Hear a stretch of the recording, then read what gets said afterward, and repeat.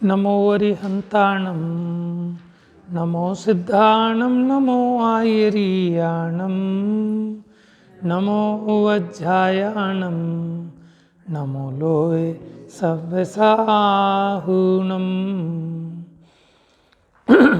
एष सुरासुरमणुसिन्ध वन्दितं धोदघायिकं ममलं प्रणमामि वड्डमाणं तित्थं धम्मस्य कर्तारम् सुर असुर इंद्र नरेंद्र वंदित कर्ममल निर्मल करण वृष तीर्थ के करतार श्री वर्धमान जिन शत शत नमन।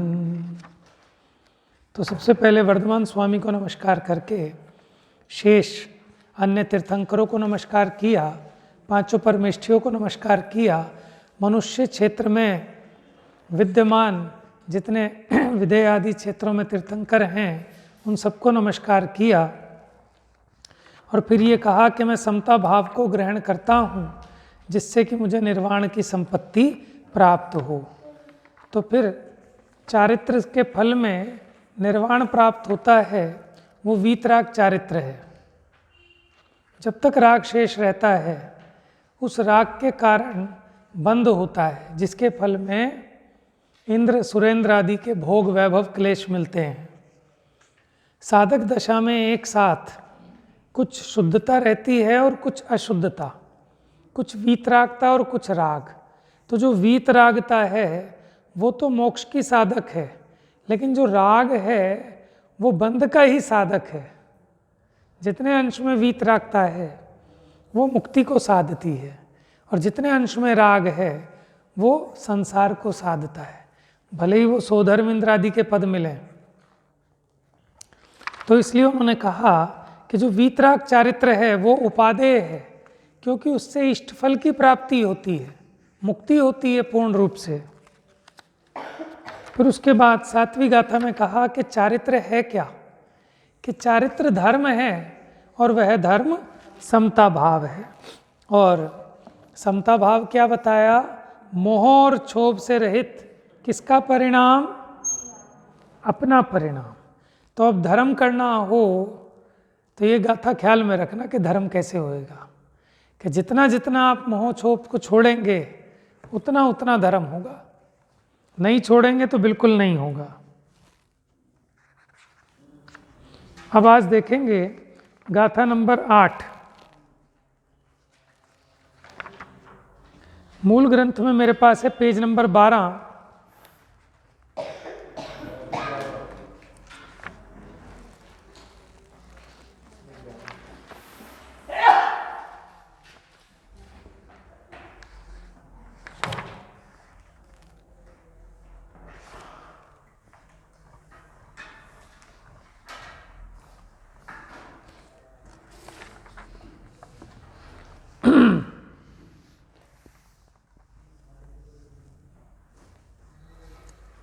अब आत्मा की चारित्रता निश्चित करते हैं कि आत्मा ही चारित्र है, कहीं कुछ और अलग से चारित्र नहीं है, आत्मा ही चारित्र है।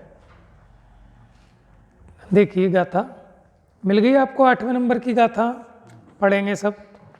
परिणमदिजेण दव्वम। अभी आपने जब पहला चरण पढ़ाऊंगा आप उसको दोहराएं, थोड़ी देर के लिए बच्चे बन जाइए, ठीक है। मैं पहले चरण, क्योंकि नया है ना, जब आप एक्सपर्ट हो जाएंगे, सीख जाएंगे उसको, तो फिर साथ साथ पढ़ेंगे। परिणमदिजेण दव्वम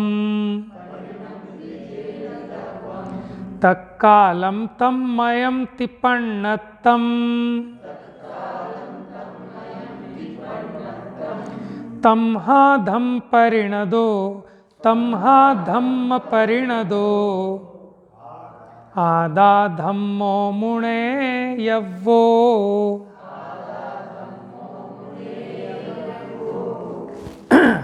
अब डॉक्टर साहब वाला अनुवाद पढ़ देता हूँ इसका।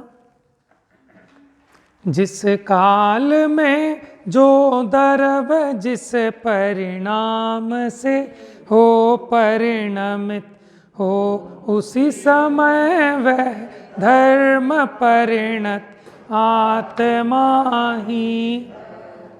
मूल गाथा देखिए, परिणमदी जेण दव्वम, माने परिणमदी माने परिणमित होता है, जेण माने जैसा द्रव्य, ठीक है, यानी द्रव्य जैसा परिणमित होता है, माने द्रव्य जिस भाव रूप से परिणमित होता है, तत्कालम यानी तत्काल उसी समय,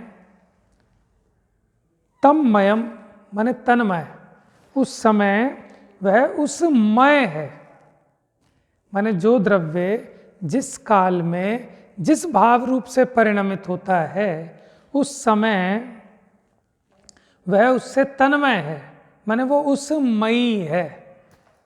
जैसे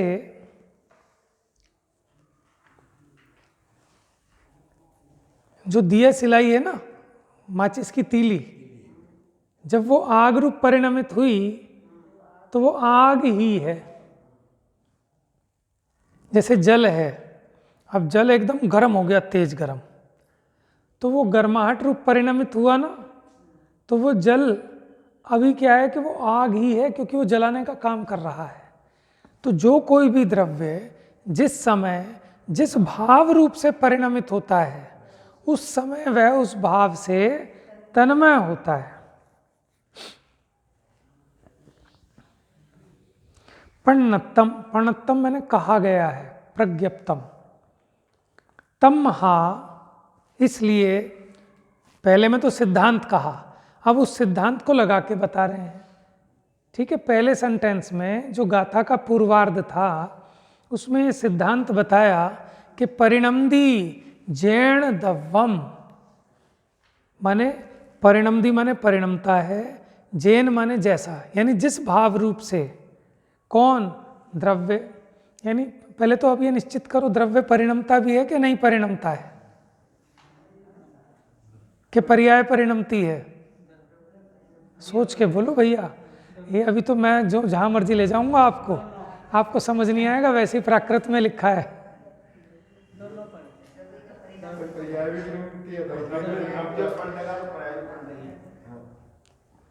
अच्छा देखो, पर्याय किसे कहते हैं? द्रव्य के परिणमन को पर्याय कहते हैं। क्या कहा? तो फिर आप ये क्यों कह रहे हो द्रव्य भी पलटता है और पर्याय भी पलटती है? अरे पर्याय तो कहते ही द्रव्य की पलटन को है। जो द्रव्य की पलटन है, पलटन माने उसका पलटना, उसका परिणाम, उसी का नाम तो पर्याय है। तो फिर आप ये क्यों कह रहे हो द्रव्य भी पलटता है? द्रव्य के पलटन का नाम तो पर्याय है, तो पर्याय भी तो बदलती है ना, पर्याय भी विलिप्त होकर दूसरी आती है और दूसरी पर्याय। ये तो हम कहते हैं, वास्तव में तो द्रव्य ही पलटता है, द्रव्य ही परिणमता है। तो पहले जिस रूप अवस्था थी वो उसका वर्तमान परिणाम था, अब वो पलटकर दूसरे रूप हुआ तो वो उसका दूसरा परिणाम यानी पर्याय कहलाती है। हाँ, कहने को आप कुछ भी कह लो, उसकी माफ़ी है, लेकिन आप समझना एक मिनट। तो फिर आप ये कहना चाहते हो कि द्रव्य की पलटन पलटती है। अगर आप ये कह रहे हो कि पर्याय पलटती है, पर्याय किसे कहते हैं? द्रव्य के पलटन को। पलटन माने फौज नहीं, उसका पलटना। तो इसका मतलब आप ये कह रहे हो कि पर्याय ही पलटती है, इसका मतलब द्रव्य की पलटन ही पलटती है। समझ में है? तो भाव भासना ठीक होनी चाहिए। यहाँ पे भी देखो लिखा है, मूल गाथा है परिणमदी जैण दव्वम। तो ये तो अब तब समझ में आए, पहले आप इस बात पे एग्री हैं कि नहीं कि द्रव्य परिणमता है कि नहीं परिणमता? नहीं परिणमता हो तो फिर उसे द्रव्य क्यों कहें? उसका नाम जो द्रव्य पड़ा वो इसीलिए पड़ा कि जिसमें द्रवणशीलता पाई जाए। द्रवणशीलता का मतलब है परिणमन। द्रव्यत्व शक्ति के कारण द्रव्य निरंतर परिणमता है ना? द्रव्यत्व शक्ति, द्रव्यत्व गुण सामान्य गुणों में। लेकिन फिर भी हम ये कहते हैं कि द्रव्य नहीं पलटता, तो उसकी अपेक्षा इतना समझना कि वो पलटता तो है लेकिन अपनी मर्यादा में। ऐसे नहीं पलटता कि जीव पुद्गल हो जाए, इसलिए कहते हैं कि द्रव्य नहीं पलटता। समझ में आया?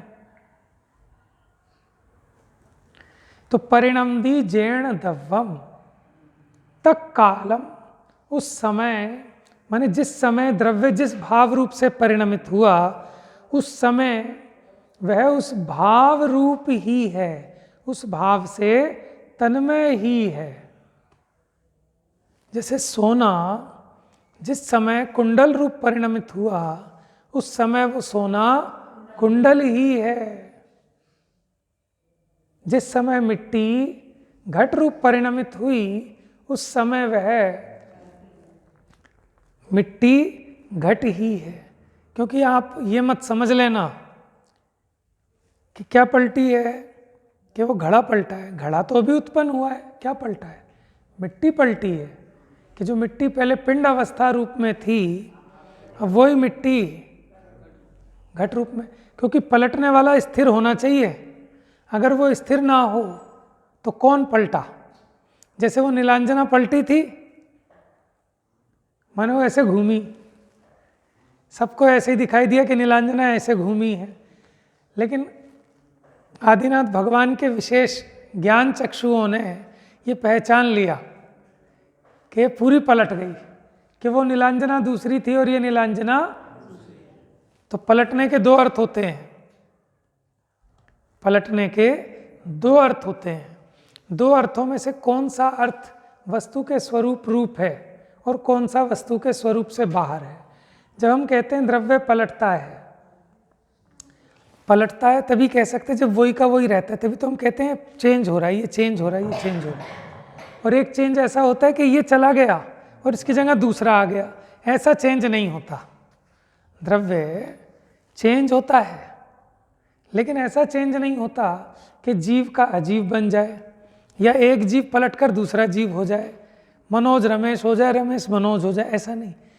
मनोज मनोज रहता हुआ पलटेगा, कि कभी बच्चा होगा, कभी जवान होगा, कभी बूढ़ा होगा, और उसमें भी नियमित क्रम है। ऐसा थोड़ी होता है कि पहले तो बूढ़ा हो, फिर बच्चा हो जाए, फिर जवान हो जाए, कि वो भी एक नियमित निश्चित क्रम है ना। हाँ, क्या? हाँ, देखो एस्केलेटर में तो ये है कि वही चीज़ बार बार आ रही है। यहाँ तो जो चला गया वो चला गया, भूतकाल हो गया, यहाँ तो नया नया आ रहा है। लेकिन हम ये कहना चाह रहे हैं, यहाँ पलटने का मतलब क्या है? जैसे एक ही व्यक्ति, जब हमने देखा बच्चा था, अब बड़ा हो गया, हमने कहा भाई तू तो बिल्कुल पलट गया। तो पलट गया तो इसका मतलब ये थोड़ी है कि सोनू मोनू हो गया। सोनू सोनू रहता हुआ कुछ उसमें चेंज आया ना, तो चेंज उसकी मर्यादा रूप रहते हुआ आया, मूल वस्तु नहीं पलट गई। इस अपेक्षा हम कहते हैं कि द्रव्य नहीं पलटता। हाँ, उसके बिना तो द्रव्य की सत्ता ही सिद्ध नहीं होगी। तो इसलिए प्रवचन सार बड़ी गजब की चीज है। तो क्या कहते हैं? परिणमदी जेण दव्वम, द्रव्य जिस समय जिस भाव रूप से परिणमित होता है, जिस परिणाम रूप को प्राप्त होता है, उस समय वह द्रव्य उस परिणाम से तन्मय है। तन्मय का मतलब क्या है? उस समय वह द्रव्य उस मयी है। समय सार जी की याद नहीं, 124 नंबर की गाथा है, 124 ही है शायद, या 24 तो नहीं है, 124 ही होगी, कि क्रोधोपयोगी क्रोध है, मानोपयोगी मान है, माया उपयोगी माया है। माने आत्मा को क्या कह रहे हैं? कि जो आत्मा क्रोध रूप परिणमित हुआ, वो आत्मा क्रोध है। क्रोधी नहीं कह रहे, क्रोध कह रहे हैं। क्योंकि जो वस्तु जिस समय जिस भाव रूप से परिणमित हुई, उस समय वो उस भाव रूप है। तो क्रोध रूप परिणमित आत्मा क्रोध है, मान रूप परिणमित आत्मा मान है। बात आ रही है कुछ पकड़ में? बहुत बड़ा सिद्धांत है कि परिणमदि जेण दव्वम तक कालम तम मयम तिप्पण्णत्तम। पण्णत्तम माने प्रणीत, प्रज्ञप्त, यानी जिनेन्द्र भगवान ने ऐसा कहा है। कैसा कहा है? कि जिस समय जो द्रव्य जिस भाव रूप से परिणमित होता है उस समय वह वही होता है या उसमयी होता है। अब उदाहरण दूसरी लाइन में इसके उत्तरार्ध में उदाहरण दे रहे हैं, जैसे तमहा, इसलिए धम्म परिणदो आदा, यानी धर्म रूप परिणमित आत्मा। अब धर्म क्या है? वो भी तो पर्याय है, वो भी तो भाव है। पीछे बताया ना, आत्मा का परिणाम है धर्म। परिणाम माने पर्याय, भाव। पिछली गाथा में बताया क्या है धर्म? समता भाव। और समता भाव क्या है? कि मोह क्षोभ से रहित आत्मा का परिणाम। तो वो आत्मा का परिणाम है ना धर्म। तो उस परिणाम रूप कौन परिणमित हुआ? आत्मा। माने वो वीतराग परिणाम रूप कौन परिणमित हुआ? आत्मा। तो उस समय वो आत्मा वीतराग है, माने वीतराग भाव रूप परिणमित आत्मा वीतराग है।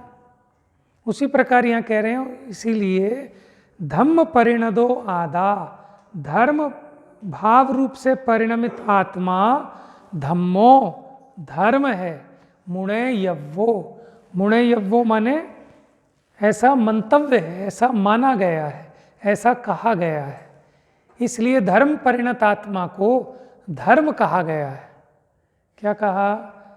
धर्म भाव रूप से परिणमित आत्मा धर्म कहा गया है, क्योंकि जो वस्तु जिस समय जिस भाव से परिणमित होती है उस समय वो उस भाव से तन्मय होती है। तन्मय माने उस समय वह वही होती है। इसलिए धर्म रूप से परिणमित आत्मा धर्म है, ऐसा माना गया है। मानना चाहिए, मानने योग्य है। गाथा का अर्थ समझ में आया आपको? लगाना आना चाहिए आपको, ताकि आप एकांत में बैठ के पढ़ें गाथा भी तो समझ में आ जाए आपको। परिणमदि जेण पढ़ेंगे एक साथ समझते हुए। परिणमदि जेण दव्वम तत्कालम तम अयम तिपन्नतम तम हा धम्म परिणदो आदा धम्मो मुणे यव्वो। पूछ लो किसी से भी अर्थ। पूछता हूं, चलो कुछ। परिणमदि का मतलब कौन बताएगा? परिणमदि बताओ। हाँ, परिणमदि माने जो परिणमता है। जेण, जेण माने जैसे, जैसे मतलब जिस भाव रूप से। दव्वम, तक कालम का मतलब उसी समय उस काल में। तममयम उसमयी है, तत्मय उसमय है। पण्णत्तम, पण्णत्तम का मतलब पण्णत्तम माने कहा गया है। किसने कहा है? जैसे होता है ना प्रणीत अथवा प्रज्ञप्त, इसका मतलब है प्रज्ञप्तम, ऐसा जिनेंद्र देव ने कहा है। जितेंद्र देव का नाम कहा नहीं लिखा ना, नहीं लिखा, वो तो उन्होंने शुरू में ही कह दिया था। माने ये तो उनकी प्रतिज्ञा है। इसीलिए तो महावीर स्वामी को याद किया कि उनके शासन से, शासन नायक वही हैं। उनकी दिव्य ध्वनि में जो माल आया है वो मैं कहूँगा ये तो मैंने लगाया है। देखो अब ये फायदा है ना मूल ग्रंथ पढ़ने का। अब आप पूछ सकते हो कहाँ लिखा है इसमें जिनेंद्र देव। सच्ची बात है, ऐसा आप पढ़ना सीख जाओ तो बस हो गया सफल जो मैं चाहता हूँ। ठीक है ना, तो बहुत बढ़िया। लेकिन ये अर्थ हमने कैसे निकाला? क्योंकि कहा है। अगर वो कहें कि मैं कहता हूँ तो हम प्रमाणिक नहीं है फिर वो बात। क्योंकि भैया दिव्य ध्वनि से जो बात आई वीर शासन की परंपरा से, उसी बात को कुंद आचार्य कहते हैं। ठीक है, इसलिए जब वो कहते हैं ना कि कहा गया है, तो कहा गया किसने कहा है? जिनेंद्र भगवान ने। तो मुझे तो मतलब दिल खुश हो गया कि जब आपने ये बात पूछी कि इसमें कहाँ लिखा है। यही प्रश्न मेरा खड़ा होता है कि जो आप कह रहे हो इसमें तो है ही नहीं ऐसा कुछ भी, लेकिन फिर उसमें नाराज हो जाते हैं जिससे पूछ लो।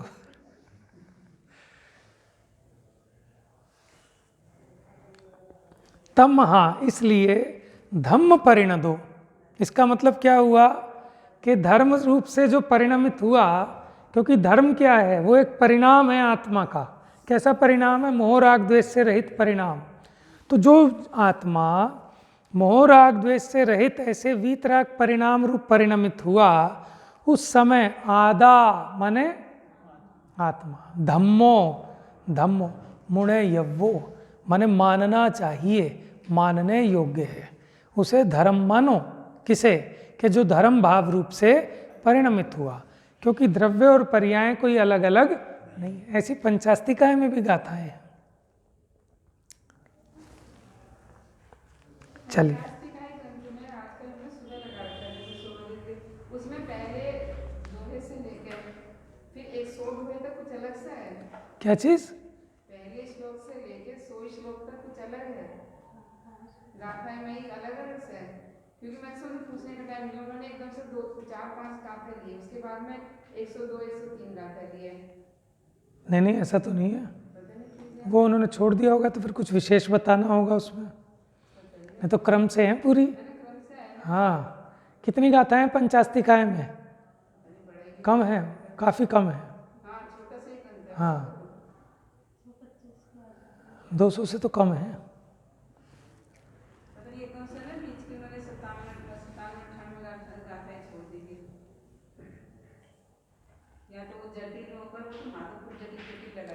नहीं नहीं, ऐसा तो जटिल नहीं है।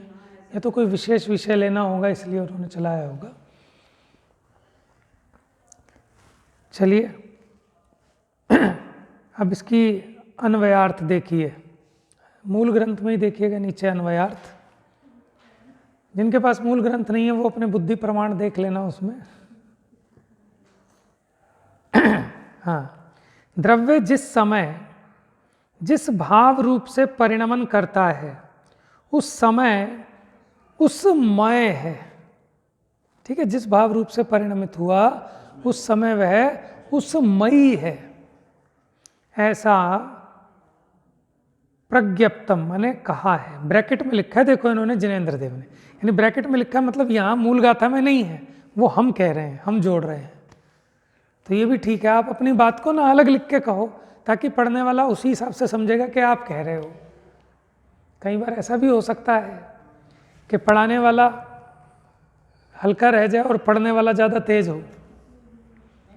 इसलिए मिलावट नहीं करनी चाहिए, और मिलावट करो तो उसको अलग बताओ ब्रैकेट में। इसलिए धर्म परिणत आत्मा को धर्म समझना चाहिए। समझ में है? धर्म परिणत आत्मा को माने जो धर्म पर्याय रूप से परिणमित हुआ आत्मा वो धर्म है। बताओ धर्म कहाँ रखा है? मंदिरों में धर्म रखा है क्या? किताबों में धर्म रखा है? कहाँ रहता है धर्म? कि जो धर्म रूप से परिणमित हुए ऐसे ज्ञानी मुनिराज, वही तो धर्म है, वही धर्मायतन है, वही धर्म के आधार हैं, वही धर्मात्मा कहते हैं ना उनको। तो न धर्मो धार्मिक के बिना, कि धर्म धर्मात्माओं में ही पाया जाएगा, उसके बिना कहाँ मिलेगा आपको धर्म। अब यहाँ धर्मात्मा ना हो तो इस लोहे लंगड़ में थोड़े ना धर्म है। समझ?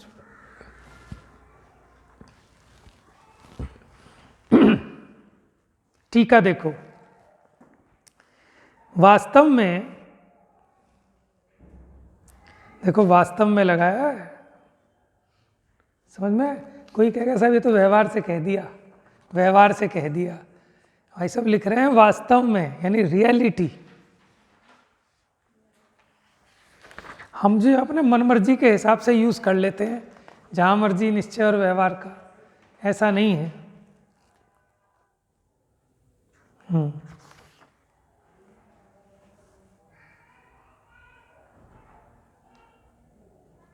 आप और देखो, टीका जहां लिखा है ना, सबसे ऊपर देखो, पेज के सबसे ऊपर संस्कृत में टीका लिखी है, वहां भी लिखा है यत खलु। खलु का मतलब यही होता है नियम से। हाँ, तो वास्तव में जो द्रव्य जिस समय जिस भाव रूप से परिणमन करता है वह द्रव्य उस समय उष्णता रूप से परिणमित लोहे के गोले की भांति उस मय है। उदाहरण दिया इन्होंने कि लोहे के गोले की भांति, जैसे एक ठोस लोहे का गोला लिया और हमने उसे भट्टी में डाल दिया और 2000 डिग्री टेम्परेचर पे उसकी वो कर दी, मैंने उसका टेम्परेचर भट्टी का, और उसमें वो लोहा बिल्कुल धधक गया। अब बताओ वो लोहा है कि आग है? आप उसे छुओ, जैसे अग्नि को छूने पे जल जाते हैं वैसे उसको छूने पे भी जलेंगे कि नहीं जलेंगे? क्योंकि लोहा उस समय उष्णता रूप से परिणमित हुआ, तो वो उष्ण है। यद्यपि लोहे का गुण उष्ण नहीं है, वो तो ठंडा होता है, लेकिन चूंकि वो उष्णता भाव रूप से परिणमित हुआ और वो उससे उस समय तन्मय है, इसलिए ये तो उदाहरण था। यह आत्मा धर्म रूप परिणमित होने से धर्म ही है। माने ऐसे ही अगली गाथाओं में बताएंगे कि जो पुण्य रूप से परिणमित हुआ वो पुण्य है, जो पाप रूप से परिणमित हुआ वो आत्मा पाप है। ये समझ में आया आपको लोहे के गोले का दृष्टांत? जैसे कोई लोहे का गोला उष्णता रूप से परिणमित हुआ तो वह आग ही है। कहते भैया ये तो आग है, हाथ मत लगाओ, जल जाएगा। तो उसी प्रकार जो द्रव्य जिस समय जिस भाव रूप से परिणमित होता है उस समय वह वही है। इसलिए यह आत्मा धर्म रूप परिणमित होने से धर्म ही है। इस प्रकार आत्मा की चारित्रता सिद्ध हुई कि चारित्र का तो नाम ही नहीं आया गाथा में, कि पिछली गाथा में कह दिया था ना चारित्रम खलु धम्मो, कि चारित्र ही धर्म है। तो हमने कहा कि धर्म रूप परिणमित है, इसका मतलब वो ही चारित्र है, क्योंकि धर्म वो चारित्र को ही धर्म कहा है। ठीक है, तो इसलिए आत्मा की चारित्रता सिद्ध हुई कि आत्मा ही चारित्र है। लेकिन कौन आत्मा चारित्र है? कि जो समता भाव रूप परिणमित हुआ, मोह क्षोभ से रहित जो आत्मा का भाव है उस रूप परिणमित हुआ, वो आत्मा ही धर्म है, यानी वो आत्मा ही चारित्र है, यानी आत्मा ही चारित्र है। बात समझ में आ गई?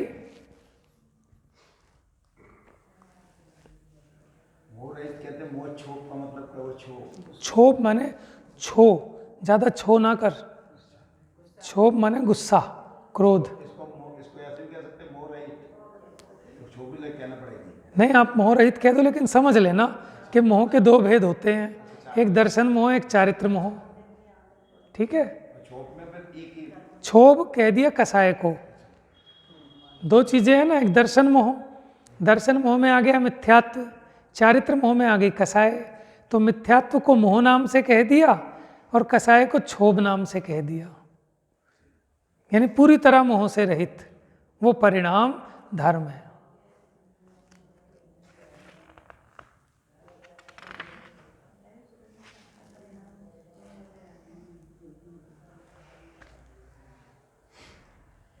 भावार्थ, सातवीं गाथा में कहा गया है कि चारित्र आत्मा का ही भाव है। कहा था? कहाँ कहा था? चारित्र आत्मा का ही भाव है। सातवीं गाथा वो थी ना आपकी, चारित्रम खलु धम्मो, धम्मो जो सो समोत्तीर्ण दिट्ठो, मोह खोह विहीनो परिणामो अपनो, यानी अपना जो परिणाम है आत्मा का वो सम है, समता भाव है। तो आत्मा का परिणाम समता भाव है, समता है वही धर्म है, धर्म है वो चारित्र है।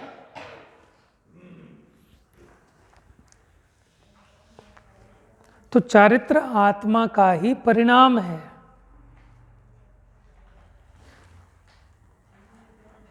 और इस गाथा में अभेद न ऐसे देखो, चारित्र किसका कहना है? कोई पूछे, जैसे वो बच्चों के स्कूल में आता था ना कि करैक्टर लिखो उसका, कि उसका चारित्र लिखे। जैसे मुंशी प्रेमचंद्र की चारित्रिक विशेषताएं बताओ, उनके चारित्र के बारे में बताओ। तो वहाँ मुंशी प्रेमचंद का बताना है, आत्मा का नहीं बताना। तो इसलिए मुंशी प्रेमचंद माने एक सीधे साधे व्यक्तित्व के धनी थे, वो सादे कपड़े पहनते थे, गरीब परिवार से थे, ऐसा ऐसा बता के, और फिर कुछ उनकी क्वालिटीज़ भी बताते हैं कि सज्जन थे, ईमानदार थे, ये सब भी बताते हैं। हाँ, लेखक थे, विद्वान थे। लेकिन यहाँ चारित्र किसका देखना है अपने को? आत्मा का। ठीक है? नहीं तो एक चारित्र का मतलब वो भी होता है कि भाई इसका चारित्र ठीक है कि नहीं, कि चारित्रवान है कि चारित्रहीन है ना? तो वो अपेक्षा यहाँ नहीं, क्योंकि आत्मा का चारित्र देख रहे हैं। चारित्र माने, यहाँ चारित्र का मतलब क्या? धर्म। धर्म माने समता भाव। और इस गाथा में अभेद नय से ये कहा है कि जैसे उष्णता रूप परिणमित लोहे का गोला स्वयं ही उष्णता है, लोहे का गोला और उष्णता अलग अलग नहीं है, इसी प्रकार चारित्र भाव से परिणमित आत्मा स्वयं ही चारित्र है। ये बात हो गई।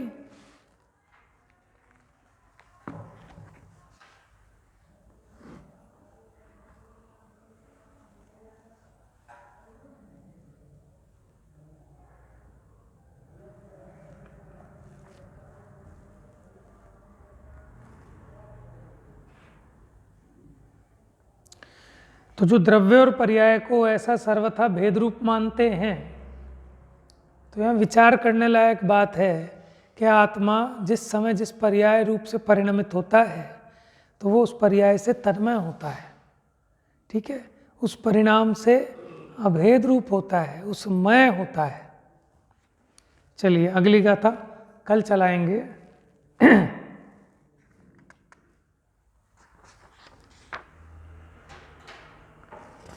तो अब हम इसको ना सब चीज़ों पे घटित कर करके देख सकते हैं कि जिस समय आत्मा राग रूप परिणमित हुआ, उस समय आत्मा क्या है? राग है। उस समय जिस समय द्वेष रूप परिणमित हुआ, उस समय वह द्वेष है, और उसी का भोग करता है जीव। ठीक है?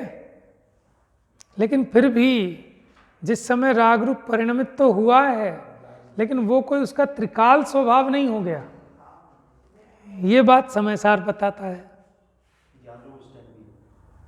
ठीक है ना? जिस समय यह आत्मा राग रूप परिणमित हुआ मना नहीं है, लेकिन राग रूप परिणमित होने पर भी वो राग उसका स्वभाव नहीं होता।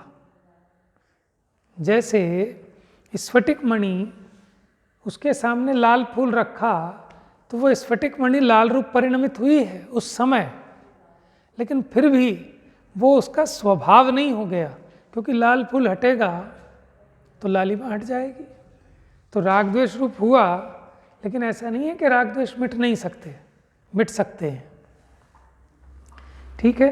तो इस प्रकार ये 8वें नंबर की बड़ी महत्वपूर्ण गाथा थी, और इसमें आचार्य देव ने ये बताया कि जिस समय जो द्रव्य जिस भाव रूप से परिणमित होता है, उस समय वह द्रव्य उस भाव से तन्मय होता है, माने उस समय वह द्रव्य उस मय होता है। इसलिए धर्म भाव रूप से परिणमित आत्मा धर्म है। ठीक है? अगली गाथा में कहेंगे कि शुभ भाव रूप से परिणमित आत्मा डैश है। क्या है बताओ? शुभ है। अशुभ भाव रूप से परिणमित आत्मा अशुभ है। शुद्ध भाव रूप से परिणमित आत्मा शुद्ध है। अब ये गाथाएं चलेंगी आगे।